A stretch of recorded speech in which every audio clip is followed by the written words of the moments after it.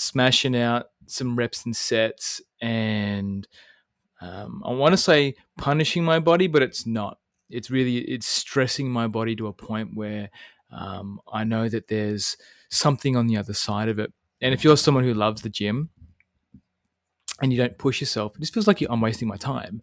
Like if I go to the gym and I'm just on a machine, just like robotically doing my reps and my sets and not pushing myself, or not trying to get to my one rep max, or um, fatiguing my body in a powerful and intentional way, then it just feels like I'm wasting my life and wasting my time there.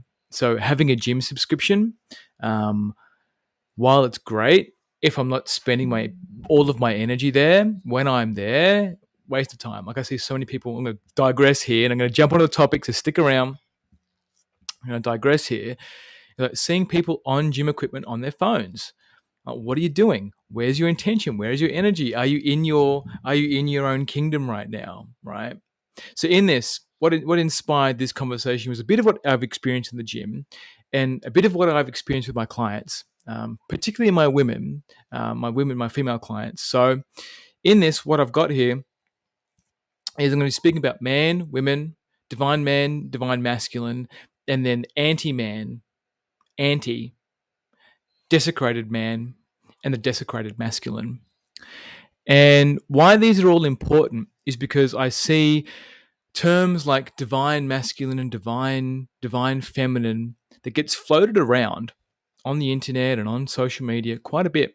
And and also doubling down on the Twin Flames universe saga and the psychopathic nature of all of those relationships in there, and the low self-worth that just permeates that entire scene.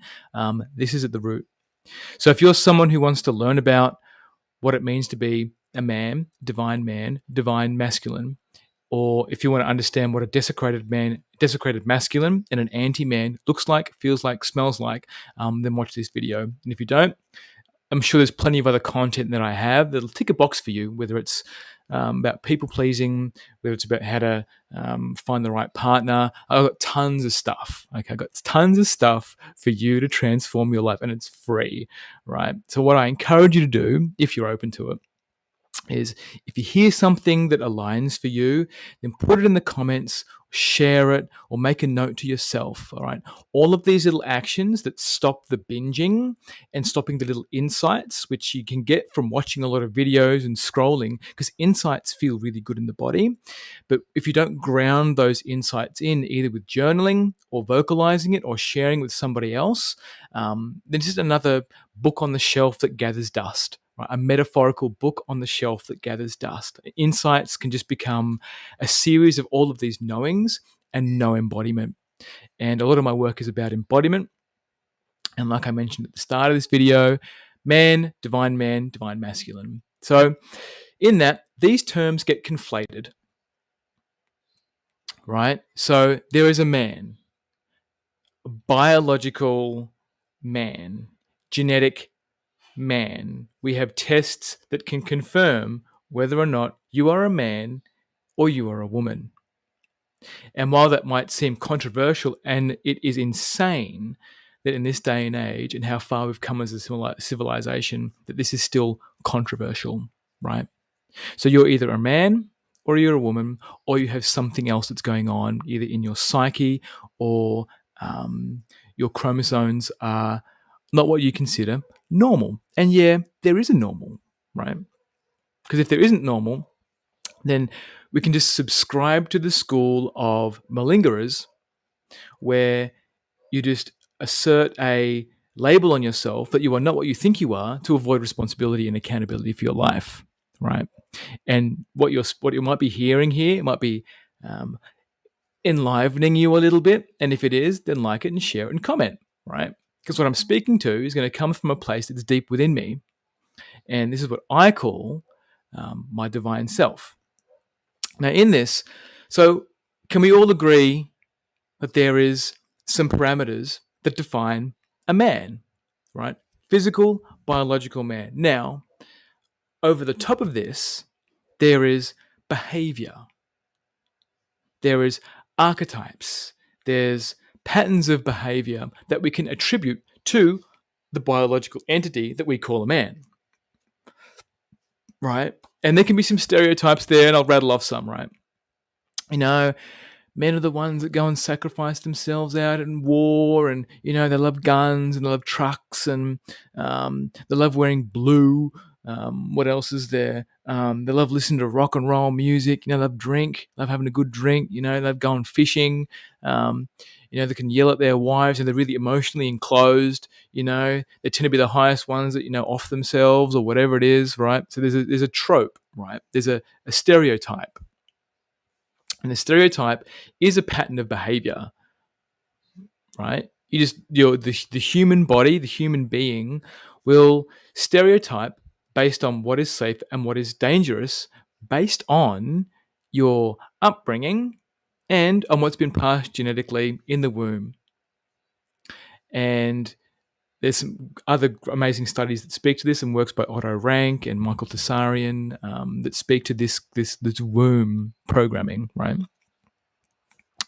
So then you have this concept of a man, the behavior, the archetypes, these common trends that a man has, right? And that's the group that's known as man.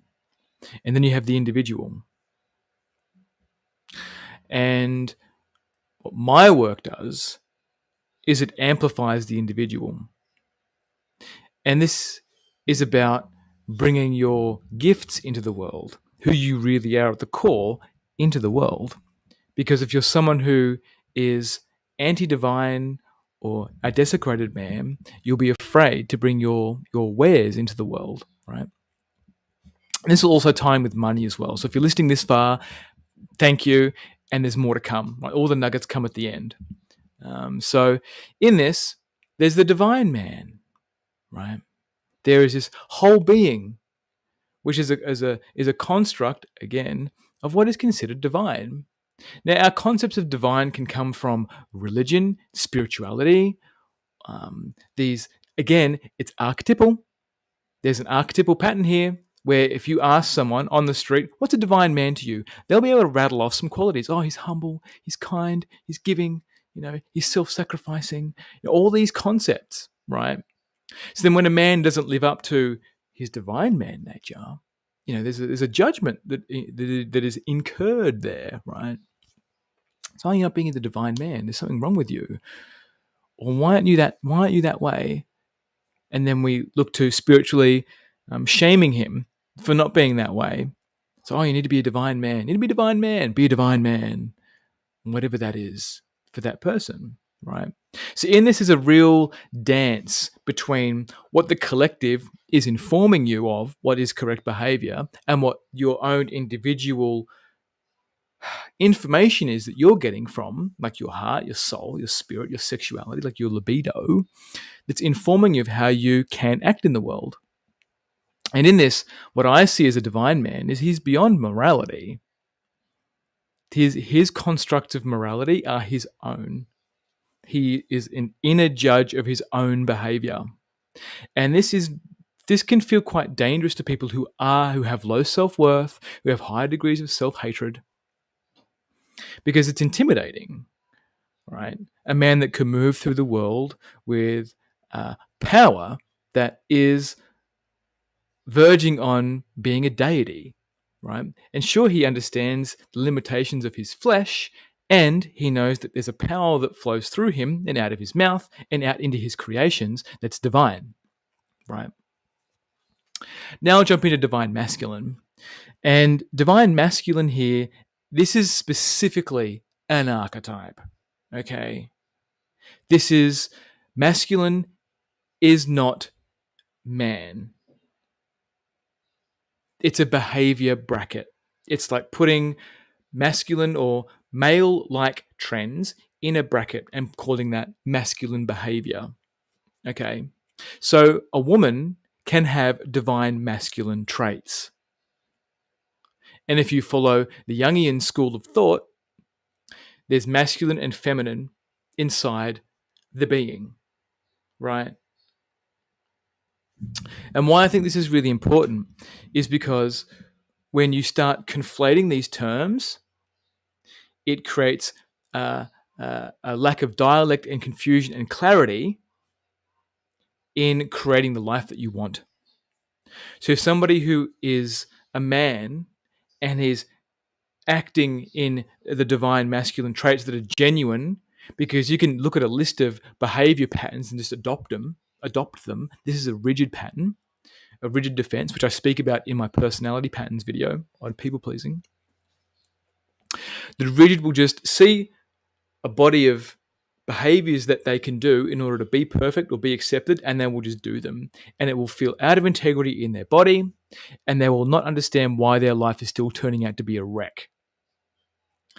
So the divine masculine, the divine man, and the man are all three separate things, right? Can we agree on that?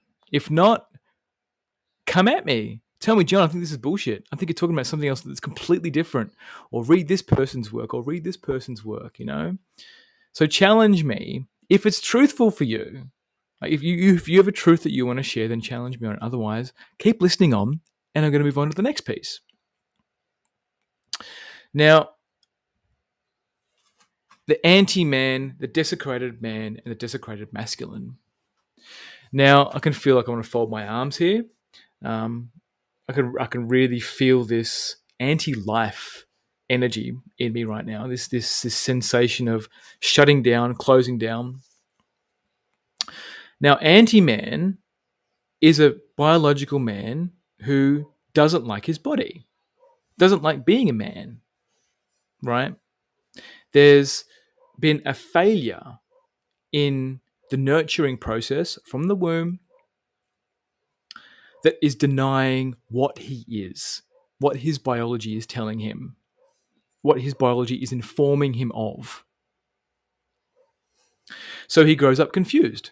He grows up, am I a man or am I not a man? And in that confusion, and today I see a chronic failure of therapists and doctors not using interrogation to really ensure this person is what's going on for this person. There is a failure, a chronic failure of people unwilling to challenge a person's identity to call them into who they really are. And it makes me angry and frustrated that we are curtailing and creating a sub-breed of malingerers who do not want to own who they are.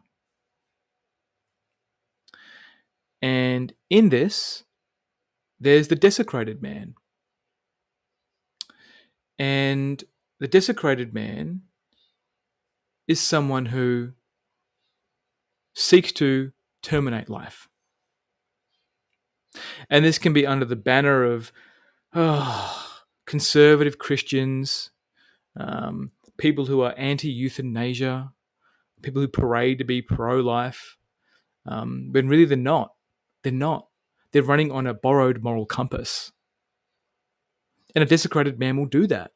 Scream from the rafters that because the Bible says this or some book says this, then this is how it needs to be. And a desecrated man will not know how to use his body, how to use his sexuality.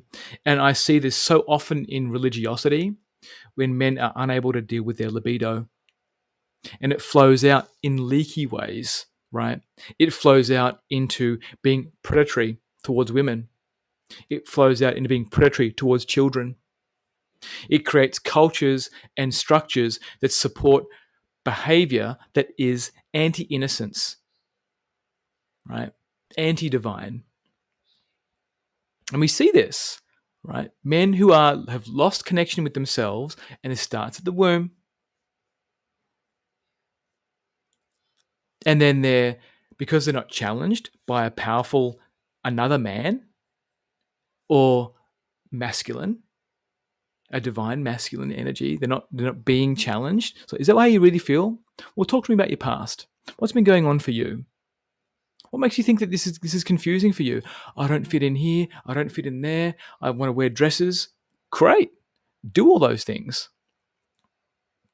I feel like I'm a woman. Okay. Great. Go and feel like a woman. And in this challenging, this has started much earlier in childhood. And I see a pattern here with not having strong masculine role models. There's an internal validation that has not taken place and an internal interrogation that has not taken place. And by the time they reach teenagers, it's much harder to turn that around. So if you're someone who's confused in their body, what else are you doing? Do you spend all of your time on the phone? And this is the interrogation piece. What are you doing? What's your connection to nature? What is your connection to your body? Do you know when you're hungry? Do you know when you're frustrated? Do you know when you're tired? How do you sleep? What is your sleep schedule like? What are you eating? So diet, environment, these things are critically important for particularly any human, but particularly for a man to own who he is at the core. So if you're filtering men in your life, ask him, does he enjoy his job? Does he take care of his body? Does he do things that exert his energy? Right? In the desecrated masculine, archetypal behavior, it's not feminine, it's anti-masculine, desecrated masculine, where there's a shaming of this force, there's a shaming of this power. It's almost like a castration of the directness, where you aren't allowed to be this powerful. You aren't allowed to speak with this authority. They need to check for credentials. Oh, what institutions told you that you can speak like this? And who gives you the right? I do. I give myself the right. So a desecrated masculine can't feel that. Doesn't know what it is. He has to rely on outside authority to tell him what to do. How can I be this way? Am I allowed this? Mummy and daddy, am I allowed this? Right? He can't connect to his heart. Doesn't know how to work with his brain, with his intellect. Does not know how to call on help. Will refuse the correct help. Will avoid getting the help. This will show up in his finances. It will show up. It will show up as avoiding humiliation. And it will show up as this feast and famine in finance. You be a Scrooge, right? You refuse to pay for things. You refuse to ask for help, and ask for help powerfully. I need help with this. What can we do to get to that goal, that thing? So a desecrated masculine archetype, and this will show up in women too. Feast and famine resources. Pushing when you don't need to push. Relying on things outside of the self to enact whatever your vision is on the world. Relying on somebody else to save you. External validation. So the desecrated masculine is an archetype. Now, in all of these, for all of this to show up, you got to have low self-worth, right? And low self-worth comes from self-hatred. And that starts in the womb. In the womb, right? If your mother could not create a psychically nurturing environment for you, you'll feel it. You'll get it. The anxiety, the stress. If you're born in if your mother came from a war-torn environment, or you were gestated in a war-torn environment, it'll show up in your body. It'll show up in your psyche. If your mother chose a partner who was abusive, who couldn't provide, it'll show up in you. It'll show up in your body. It'll show up in your behavior. It'll show up in your relationships. It'll show up in your relationship with money. It'll show up in your relationship with others and your relationship with safety. Starts in the womb. And this is a bitter pill for a lot of people to swallow, because, well, how can I can't go back there. I can't go back there and change all this. Yeah, you kind of can. It's through the body. through the body. I speak about this. There's the 5 personality patterns that Stephen Kessler wrote an amazing book on. He gives you some tips on how to move through them. But the advanced work, which not many people are ready for, which I take people through, can help you. I can help you deal with all these. Right, come out the other side and be a powerful version of yourself.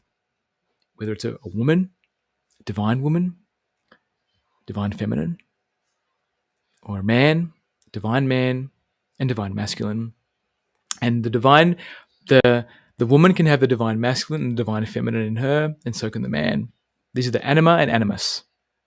Jung speaks of these. Good old CJ.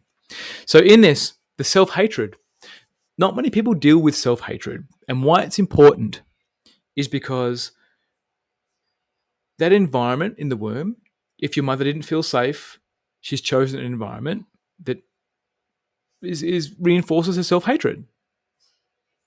I don't deserve this. My country doesn't deserve this. And this is old stuff, right? So if you're watching this video, I'm assuming that you're one of those people that are here to raise consciousness, and not in a magical way. Like, it needs to be, there's work to be done. Can't imagine a house. Someone needs to build it. All right. This takes effort. It's like, if you're not getting where you want, you're not spiritually bypassing enough or praying hard enough, right? That is a joke. There's work to be done. It takes more than prayer. It requires digging into the psychology of who you are and your body. Your body holds memories of your lifetime and other lifetimes, including your mother's, most importantly. So the self-hatred piece here, and I'm going to ask you, does your mum love herself? How much does she love herself out of 10? And maybe you might have an instinctual defensive response of, 10. She loves herself. And then when you actually be with that, and you start thinking about her behavior and her relationship with your father, if he is your father, it's like, she doesn't actually love herself. Like, she's neurotically always doing things or anxiously doing things, and she's not where she wants to be. She doesn't feel free. She people pleases. She's overweight or underweight. Doesn't take care of her body. She's just counting the days for retirement. Right? She eats cakes. She doesn't have a healthy diet. She doesn't go to the gym. She doesn't have any exercises that take her into her body, whether it's deep tissue massage or yoga or something. Yoga stops when she gets off the mat, right? She has no idea how to translate those yoga skills and those poses into other areas of her life, right? It's all show. She's always about perfection. So where's her self-hatred at now? Where's her self-love at now? So in order to deal with the self-hatred, because self-hatred is the dark matter of your psyche. And in order to know that it is there, you need to acknowledge it, that it's there. And when you can acknowledge that it's there and allow it to come through the body, be witnessed, it creates space for the self-love to come through. So low self-worth will stop you in just about every single area of life that brings value to you. Get it? Low self-worth will stop you from seeking out the things and achieving the things and gaining the life and the vitality that you want, that you desire. It's going to stop it. You'll start it, and then you will run out of steam. You'll start it, you'll feel a knockback, and you won't do it anymore. Start a relationship, feels good, self-worth gets a bit of a boost. 3 months in, 6 months in, 9 months in, you can feel it. That heaviness comes straight back. Oh, I don't deserve him. He doesn't deserve me. We're not working out. Blah, blah, blah, blah, blah. Low self-worth will stop you from putting a strategy in place to get out of ruts in your life. Or you might put a strategy in place and then not get the help that you need to stay accountable to keep that strategy in place. Low self-worth every time. Every time. You can assume it's my attachment injury. I just don't love myself enough. Sure. All of that comes from self-hatred. And if your mother and father, if you were raised in a non-nurturing environment, if you were raised in an environment that had desecration, then self-hatred is there. It's feeding all these things that are interrupting your life. How do I solve this, John? Well, great question. First of all is, do you want to? And what are you willing to give up? Because self-hatred can become addictive. That inner critic, that voice, which is useful when you know how to use it, but if you don't know how to use it, it will berate you into staying where you are. It will berate you into staying in your head and be paralyzed. Analysis paralysis. Paralyzed by thoughts, options, variables. It will invite people into your life who also love throwing in more thoughts and variables, right? You go to do something, your friend says, "Oh, but what about this? But Alex Hormozy said that, or Gary Vee said that, or some other Abraham Hicks said that, right? Or Doreen Virtue said that, right? Or Deep State Chopra said that, So there's all these things here, which when you have a lot of self-hatred, then it'll feed yourself low self-worth. And to escape the gravity of that, you need to address address the self-hatred. Because if you don't address the self-hatred, it's a losing battle. It doesn't matter how much timeline, cranio, plant medicine, whatever the current trends are of inner growth is, if you don't deal with the self-hatred, you're going to stay stuck, right? So here's some more nuggets here for you, right? And if you've listened this far, I deeply appreciate you. It's almost been 30 minutes. So pat yourself on the back and write some comments. Did this speak to you? Are you getting some value out of this, right? Now, self-love and high self-worth. Self-hatred and self-love are a duo, much like the masculine and the feminine, right? Much like man and woman.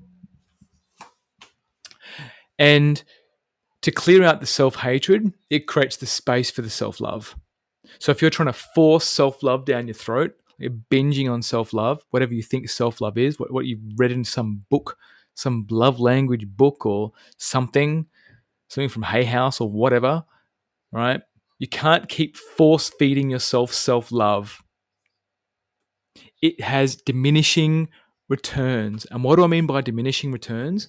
I mean that you might start out and you might feel really great, but then that meal, that self-love meal, starts the nutritional value, like it starts to deplete. And next thing you know, you're just having fast food self-love, swinging by the Maccas of self-love. Here, I'll have a rose petal bath, right? No, it takes more than that. It takes interrogation to find out what it is that you really need in order to nurture this self-love. It takes strategy. It takes masculine. It takes a man or the divine masculine to take you into that. And women can take you there too. But if that divine masculine's not there to interrogate, hold you to task, help you hold the line of where it is that you want to go, then it's all fantasy.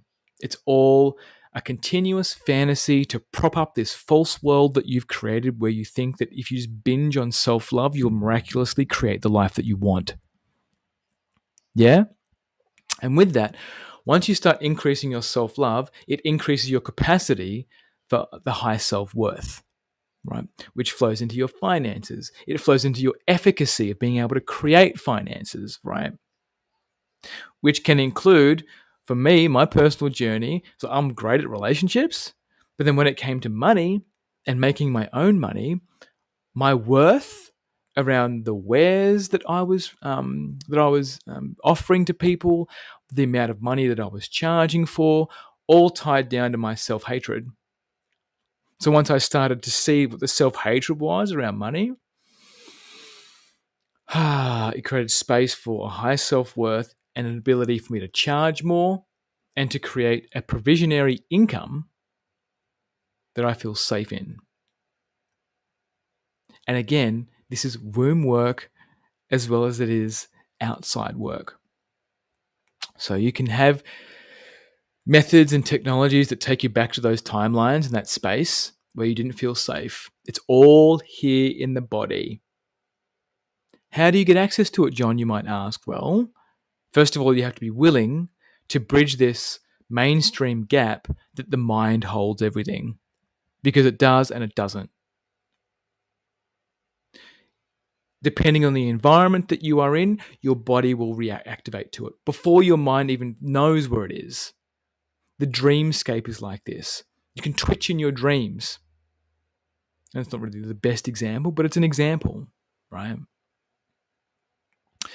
Your body is a score, like a musical score. It scores all the notes of your life, the crescendos, decrescendos, whatever those are called. Probably should have prepared an analogy for music, right? They're the minor and the major chords. Everything is held in your body, particularly from childhood, the first 14 years, and especially those first 9 months in the womb, where it's just your mum. You are your mother in those first 9 months. There is no you.